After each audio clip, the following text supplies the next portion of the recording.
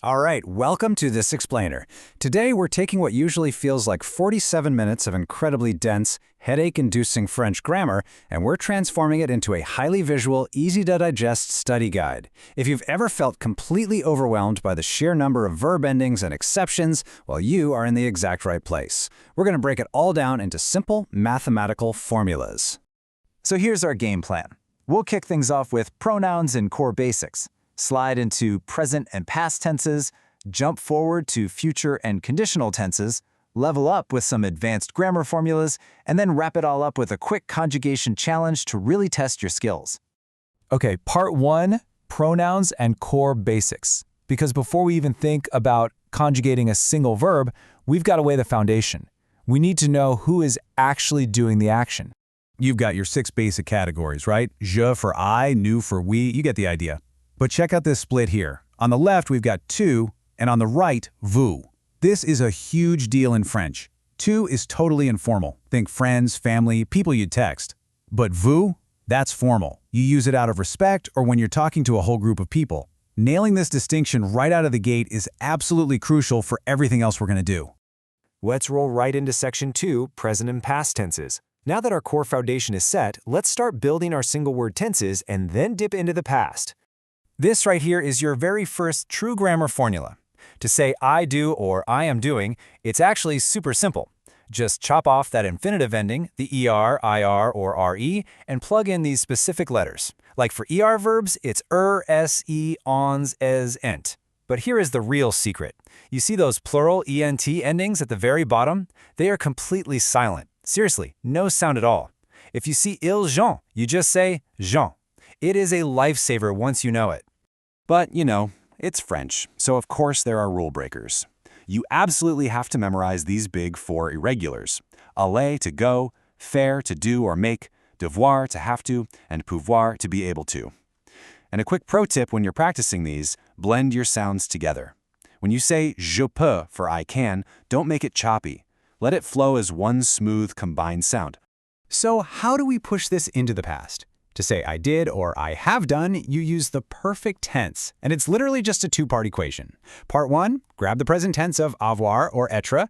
Part 2, slap on the past participle. For regular verbs, ER becomes an E with an accent, IR becomes an I, and RE becomes a U. Just plug and play. But watch out. This is where the infamous Mrs. Vander Tramp steps in. These are mostly verbs of motion or a change of state, like going out, arriving, or falling. The golden rule here? They demand you use être instead of avoir as your helping verb. And here's the kicker. Your past participle has to mathematically agree with the subject. If we went, tack on an S for plural. If she went, add an extra E for feminine.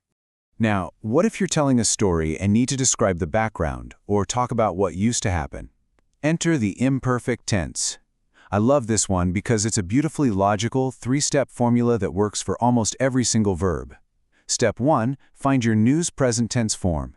Step 2, just slice off the ons ending to get your stem. Step 3, stick on these imperfect endings.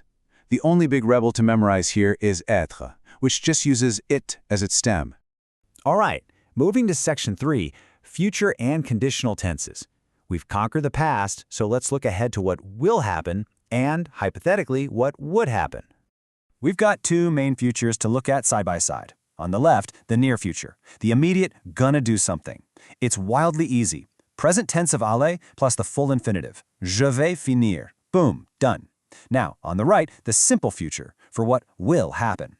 Here, you take the entire infinitive as your stem and add your endings. And here's a brilliant little hack. Those simple future endings, they're basically just the present tense of the verb avoir. How cool is that?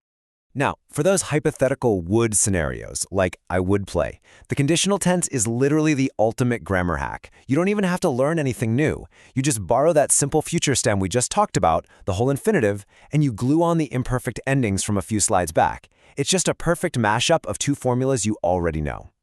Welcome to Section 4, Advanced Grammar and Formulas. This is the boss level. These are the constructs that are absolutely going to score you major points with examiners and make your French sound incredibly natural. First up, the Pluperfect. It sounds terrifying, I know, but it's just used to say what had happened. And look closely, it's the exact same logic as the perfect tense. The only difference is you use the imperfect version of avoir or être. It still follows the Mrs. Vander Tramp rules, still needs those agreements, you're just shifting the helping verb to push the action even further back in time.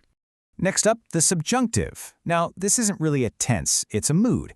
It pops up when there's doubt, uncertainty, or emotion, and it almost always tags along after the word que.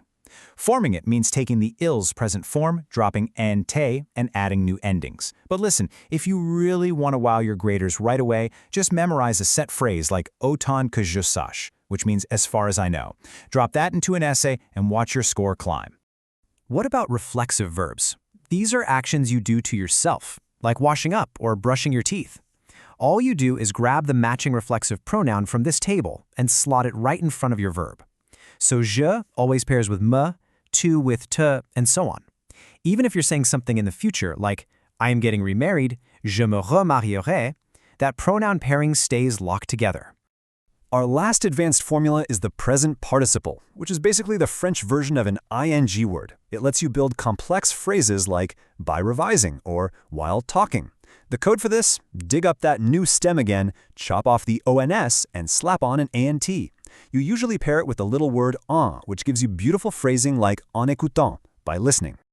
All right, Section 5, the Quick Conjugation Challenge. It is time for a rapid-fire final exam. Let's see if you can crack the grammar code yourself using the formulas we just went over.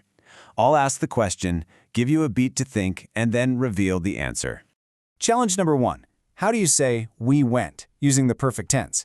Keep in mind, aller is a motion verb. So what helping verb do you need? And does the past participle need to change? Think about Mrs. Vander Tramp for a second. Did you get it? The answer is nous sommes allés, and you've got to make sure you have that S on the end for the plural agreement. Awesome job if you caught that. All right, challenge 2. How do you say I would go in the conditional tense? Remember, you need to combine the irregular future stem for the verb aller with an imperfect ending for je. Got it in your head? That gives us j'irai. You take the irregular ER stem and add that AIS ending. Spot on. Okay, final challenge. How do you apply the new stem formula to say by listening? The verb is écouter. The answer? En écoutant. You know, mastering these rules doesn't just help you pass a test. It really proves that language is just a giant puzzle waiting to be solved. Keep experimenting with these formulas, and the whole French language is going to open up for you. Thanks for hanging out with me for this explainer, and happy studying!